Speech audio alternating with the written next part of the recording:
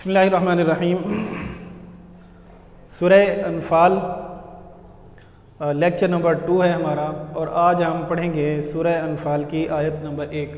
تو سب سے پہلے ہم پڑھیں گے آیت کے الفاظ معنی، اور اس کے بعد انشاءاللہ اس کی وضاحت اور اس کا سلیس ترجمہ جو ہے وہ ہو جائے گا۔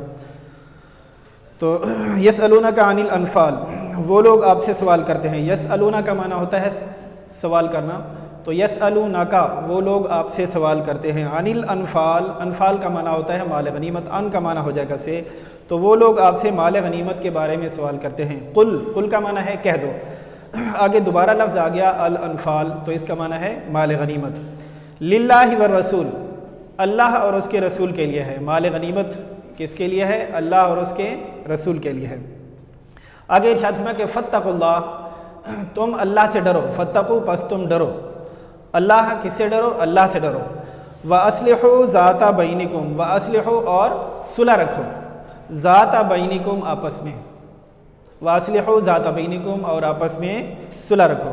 وَأَطِيعُوا اللَّهَ وَرَسُولَهُ، اطیعوا کا معنی ہوتا ہے تم اطاعت کرو۔ کس کی اطاعت کرو؟ اللہ ورسولہ، اللہ اور اس کے رسول کی اطاعت کرو۔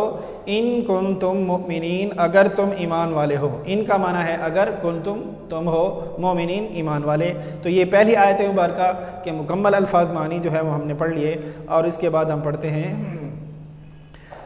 اس کی وضاحت جو ہے وہ کر دیتے ہیں۔ غزوہ بدر کے اندر جو مال غنیمت ملا تھا، اس مال غنیمت کی تقسیم کے بارے میں تھوڑا صحابہ کرام کے درمیان اختلاف رائے ہو گیا تھا۔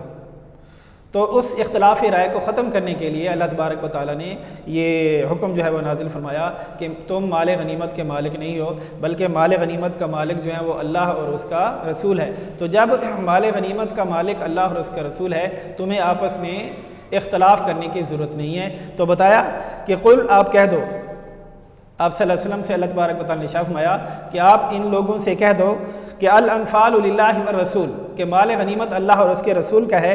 فاتقوا اللہ، پس تم اللہ سے ڈرو۔ ان کنتم مؤمنین، اگر تم ایمان والے ہو۔ اور فرمایا کہ وَأَصْلِحُوا ذَاتَ بَيْنِكُمْ، آپس کے اندر صلح رکھو۔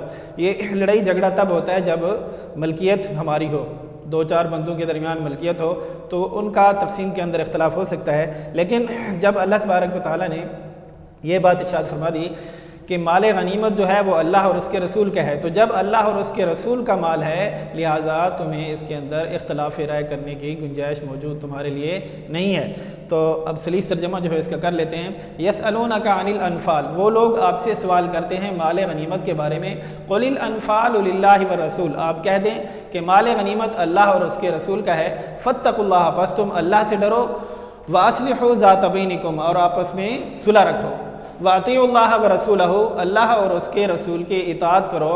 ان کنتم مؤمنین، اگر تم مومن ہو۔ بقیہ انشاءاللہ لیکچر نمبر 3 کے اندر ہوگا، اس کے MCQs بھی ہوں گے اور شارٹ کوسچن بھی ہوں گے۔ جزاکم اللہ تعالیٰ۔